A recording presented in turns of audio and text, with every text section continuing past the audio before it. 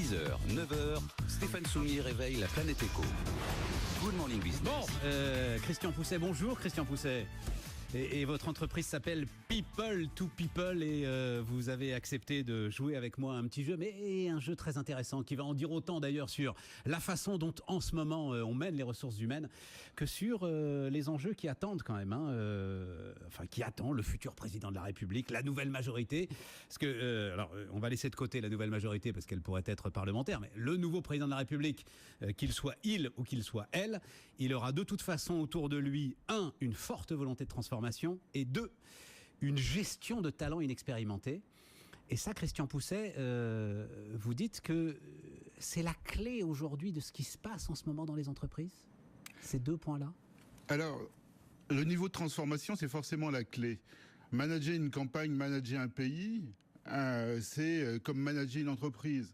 Alors, manager une entreprise, deux choses importantes. Ouais. La structure de cette entreprise, l'idée de cette entreprise. La structure de l'entreprise autour du locuteur, du chef d'entreprise, de celui qui annonce, l'équipe dirigeante, la gouvernance. Alors, bien sûr, quand il s'agit de transformation, il s'agit d'être audible, crédible et bienveillant. Alors ça, c'est forcément... Bienveillant. C'est la clé.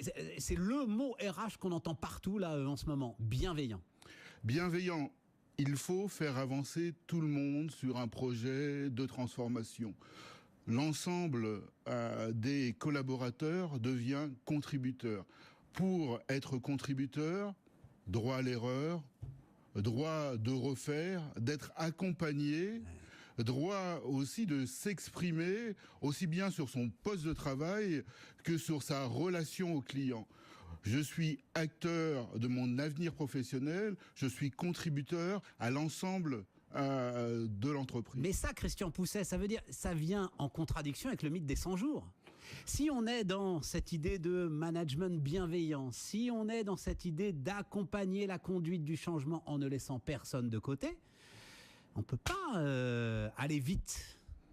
Alors, on ne peut pas aller vite, on peut contrôler, vérifier chaque étape. La bienveillance, c'est pas l'abandon du contrôle. La bienveillance, c'est l'accompagnement de chaque collaborateur pour faire mieux, pour faire plus simplement, et surtout pour éliminer beaucoup de structures, de couches à l'intérieur de l'entreprise. Toujours. Il faut être en direct, l'entreprise devient plate, il faut être en direct avec le chef d'entreprise qui a besoin de faire passer son discours jusque la base de l'entreprise, et l'ensemble des contributeurs, des collaborateurs a besoin de faire ressentir, de faire adhérer, de donner sa contribution à l'ensemble de la structure. Parce que aujourd'hui c'est plus... Alors c'est terrible maintenant parce qu'à chaque fois... Alors, et je m'en excuse, mesdames, messieurs, mais vous pouvez nous trouver... Tous médias audiovisuels confondus d'ailleurs, un petit peu hésitants en ce moment, mais parce que y a certaines phrases qu'on veut prononcer spontanément et on se dit « Ah non, c'est l'un des candidats l'a prononcé hier ». Alors allons-y, tant pis, à un moment il faut quand même se libérer. C'est-à-dire que marche ou crève, ça ne marche plus aujourd'hui, Christian Pousset. Ça n'a plus aucun sens dans l'entreprise. Ça n'a plus aucun sens dans l'entreprise parce que déjà on dit en marche et pas en courant, si vous voulez. C'est vrai. Ouais, comme ça c'est bon, on a cité les deux. Voilà. Absolument parfait. Voilà, ouais. Donc il faut quand même se rendre compte de l'urgence de faire contribuer l'ensemble des collaborateurs. C'est la clé de tout. Ça. Oui. C'est la clé de tout. Mais attendez, parce qu'il faut qu'on avance. Quand l'ensemble de votre équipe dirigeante autour de vous, ouais. Alors d'abord, si on file la métaphore avec la présidentielle, premièrement, vous allez arriver après une phase de tension exacerbée. Oui. Complexité particulière. Tout à fait. Deuxièmement, avec des collaborateurs qui, pour beaucoup, n'ont jamais occupé cette tâche, la tâche que vous allez leur confier, ou en tout cas pas à ce niveau de responsabilité. Ouais. Ça, c'est un business case intéressant pour vous ? Alors, c'est un business case intéressant. C'est un business case qui part du triangle des fiertés. Le triangle des fiertés, c'est quoi ? Fierté de son métier, fierté de son entreprise, fierté de soi. Quand on travaille sur ces 3 paramètres, on s'aperçoit que chaque collaborateur a envie de faire plus.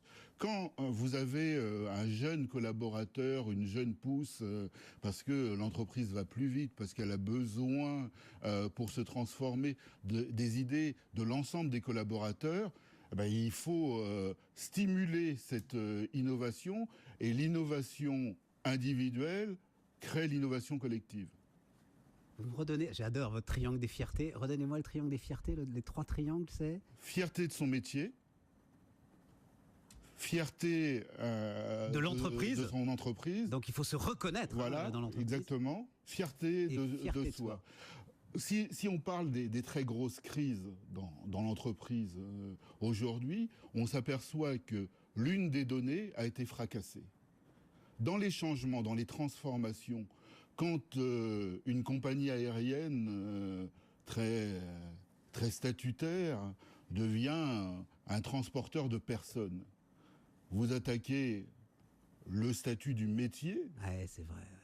de pilote par exemple, vous attaquez l'idée du métier, et par transitivité, Et vous donc attaquez les autres, la fierté de soi-même. Les autres pointes du triangle. Exactement. Ah, c'est intéressant. Est-ce que parce que alors il faudrait qu'on parle du secteur public, mais on n'a plus le temps. Est-ce que c'est pas particulièrement pour people to people, juste c'est 10 millions d'euros de chiffre d'affaires aujourd'hui, votre entreprise. Alors, Christian, il y a pas mal de. Non, mais est-ce que finalement des entreprises privées comme la vôtre et des consultants privés oui. pourraient être appelés dans une situation comme celle que va expérimenter le nouveau président de la République, quel qu'il soit. Est-ce que vous jugeriez ça légitime finalement que d'intervenir là-dessus ? Faire de la politique, c'est manager un projet.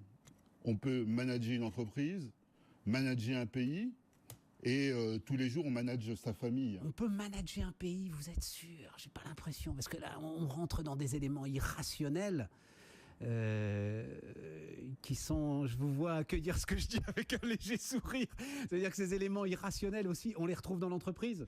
On les retrouve dans l'entreprise à chaque fois que cette entreprise est fracturée, fissurée, détruite. Aujourd'hui, vous voyez bien qu'il n'y a plus de parti traditionnel, il n'y a plus d'idée réellement traditionnelle, une idée d'unification du pays. C'est un projet d'entreprise.